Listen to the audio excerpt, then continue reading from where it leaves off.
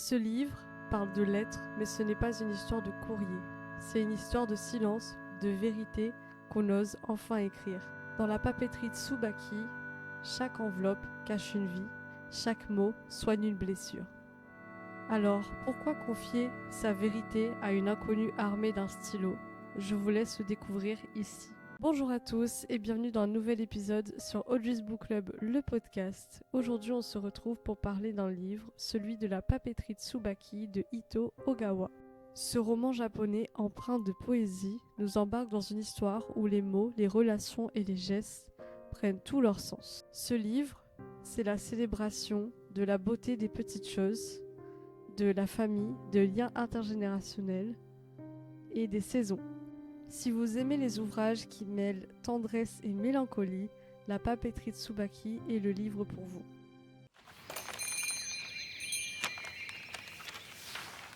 La papeterie Tsubaki raconte l'histoire de Popo, une jeune femme qui reprend la papeterie de sa grand-mère décédée. Située dans une petite ville japonaise, cette papeterie vend du papier de qualité, du matériel de calligraphie, mais son vrai trésor réside dans les lettres que Popo écrit pour ses clients. À travers ces lettres, elle tisse des liens profonds avec les personnages qui, comme elle, se battent avec leurs émotions et leur propre histoire. Le roman se déroule dans un décor d'antan, rythmé par les rituels de la papeterie et des saisons. C'est aussi un point de rencontre pour ceux qui cherchent bien plus que du papier. La première chose qui frappe dans la papeterie Tsubaki, c'est que même si ça a l'air d'être un livre très simple, parlant d'une papeterie, certains thèmes évoqués sont profonds. Premièrement, les liens familiaux et intergénérationnels.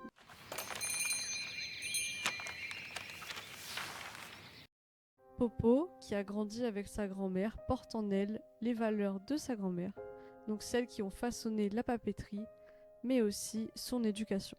La papeterie est en quelque sorte un point de rencontre entre le passé et le futur des générations. Popo évolue dans un monde de continuité et de transmission. Elle hérite d'un métier, d'un savoir-faire et d'un rythme presque sacré. Mais en dépit de cet héritage et de ses liens, la mort de sa grand-mère, figure de référence, bouleverse cet équilibre. Pourtant, ce n'est pas un deuil figé dans la douleur. C'est une réflexion profonde sur comment continuer à vivre, honorer les habitudes, honorer les absents à travers des gestes ordinaires, écrire, transmettre et aider. Pourtant, ce deuil est omniprésent sans être central. Les parents de Popo ne sont presque jamais mentionnés, comme si la famille ne se résumait qu'à la grand-mère. On remarque d'ailleurs que Popo parle de sa grand-mère, non pas par l'appellation grand-mère, mais par l'aînée. C'est comme si elle prend une certaine distance face à tout ça et que son rôle de grand-mère est éclipsé par celui d'un précepteur qui apprend à un élève comment faire de la calligraphie et tenir une papeterie. On comprend très vite que Popo ne souhaite pas être là, qu'elle suit les pas d'une autre personne et qu'une partie d'elle a envie de partir. Et c'est ce qu'elle fait, elle part à l'étranger et elle revient lorsque sa grand-mère décède. Ce paradoxe est aussi visible dans sa relation avec les autres. Popo soutient ceux qui lui demandent d'écrire des lettres, devient le réceptacle de leur chagrin et garde leurs secrets. Cependant, cette posture de soutien ne la protège pas. L'écriture, à la fois remède et miroir, devient un espace ambivalent, un lieu de consolation pour les autres et un lieu de confrontation pour elle-même. Ce qui se joue ici, en fait, c'est ce qu'on donne et ce qu'on retient, ce qu'on soigne chez les autres, ce qu'on n'arrive pas à comprendre chez soi-même. Les lettres jouent évidemment un rôle crucial dans ce livre. L'auteur nous montre que l'écriture est loin d'être un simple outil de communication, c'est un outil profondément humain. Elle permet de partager, de guérir et de comprendre. Les personnages qui passent la porte de la papeterie ne viennent pas simplement chercher du papier, ils cherchent à avoir des mots qui puissent les réconforter, leur faire garder le cap et surmonter des moments difficiles.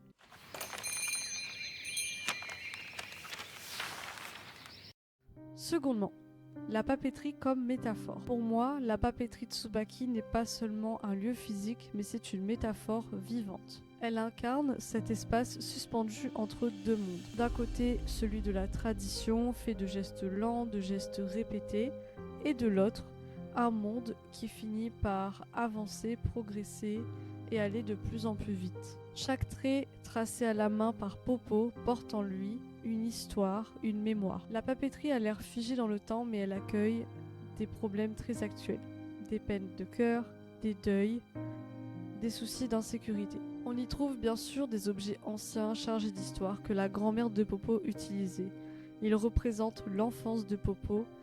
Cependant, aujourd'hui, ces objets sont utilisés pour nouer des liens, pour réparer, pour dire ce qu'on n'ose pas à voix haute. Ce lien pourrait sembler désuet, c'est justement ce qui en fait un refuge. Et si le deuil de la grand-mère reste présent, ce n'est pas un lieu figé dans la nostalgie. C'est un endroit vivant, vibrant, qui prouve que dans ce monde très bruyant, l'intimité et le silence sont très importants. Quand les gens rentrent dans cette papeterie, ils ne cherchent pas forcément à voir l'aîné, ils respectent Popo et ils viennent la voir pour son expertise. On pourrait même dire que la papeterie Tsubaki est un temple de la mémoire. Mais plus encore, c'est un lieu de passage entre ce qui a été, ce qui est et ce qui reste à devenir.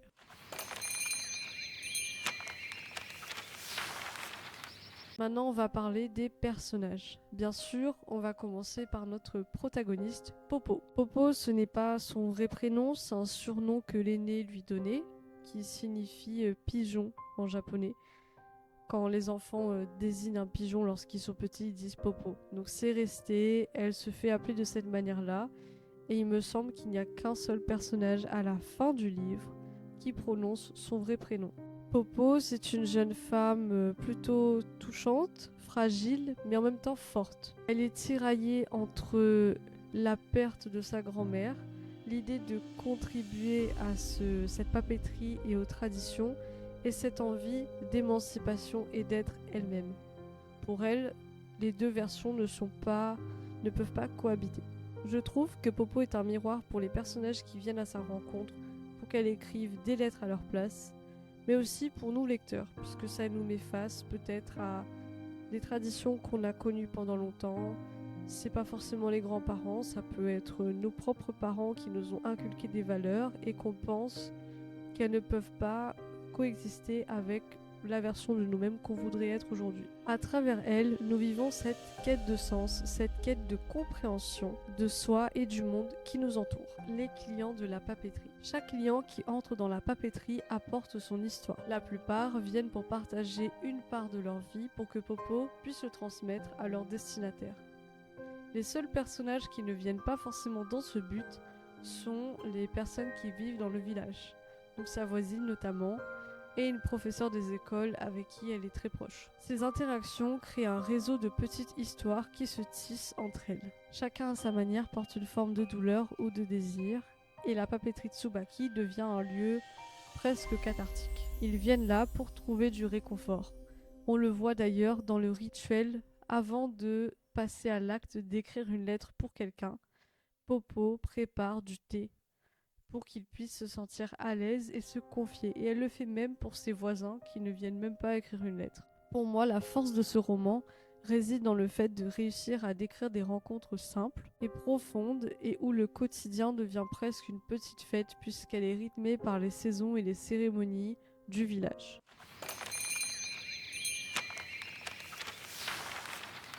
Troisièmement, les détails sur son travail. On pourrait penser que de travailler dans une papeterie aurait presque quelque chose d'automatique, sauf que ce n'est pas le cas.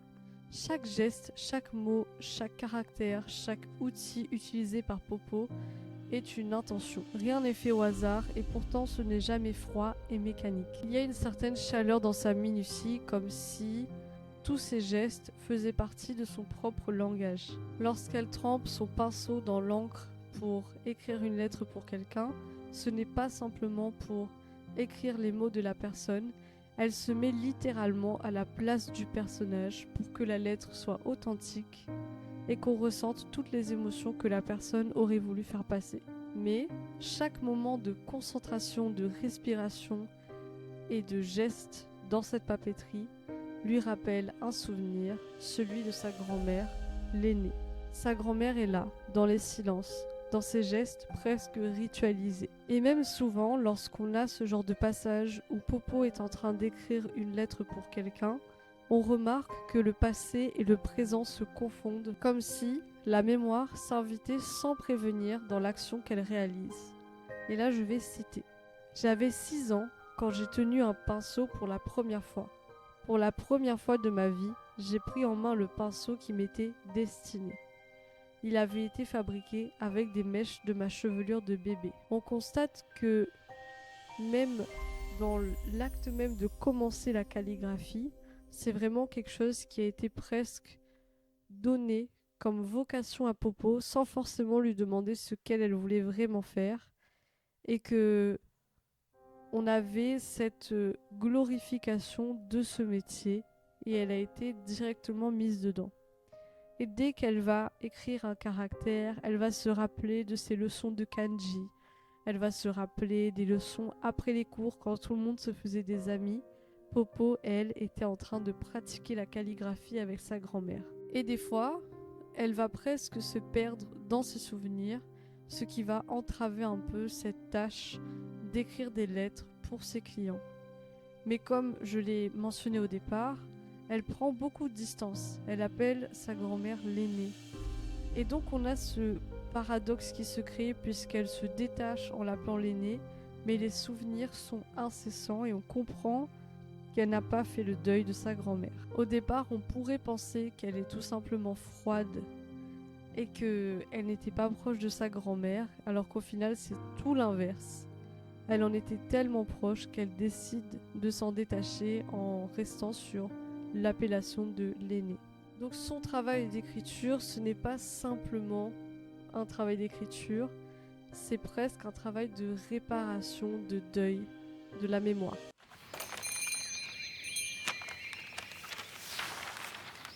Quatrièmement, les relations humaines et les saisons. La calligraphie est un thème central de ce livre, mais ce n'est pas un traité sur l'écriture. Au fil des saisons, puisque le livre est découpé en 4 saisons, chaque personnage secondaire prend de la place dans la vie de Popo.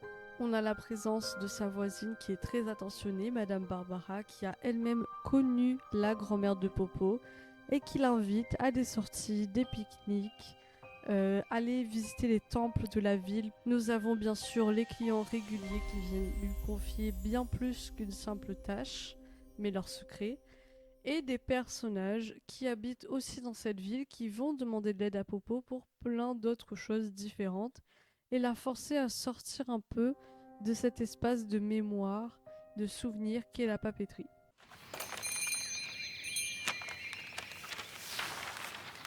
Et maintenant, on va passer au dernier point, mon avis sur cette lecture.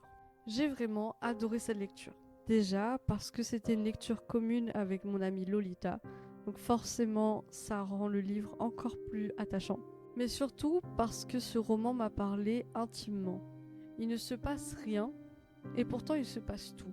Chaque page m'a offert un espace où je pouvais reprendre ma respiration, un moment de douceur, comme si j'étais moi-même dans cette papeterie. J'ai évidemment appris énormément sur les outils de calligraphie, et ça, c'est quelque chose que j'apprécie beaucoup. Mais ce que j'aime par-dessus tout, c'est que ce livre nous touche sans faire beaucoup de bruit.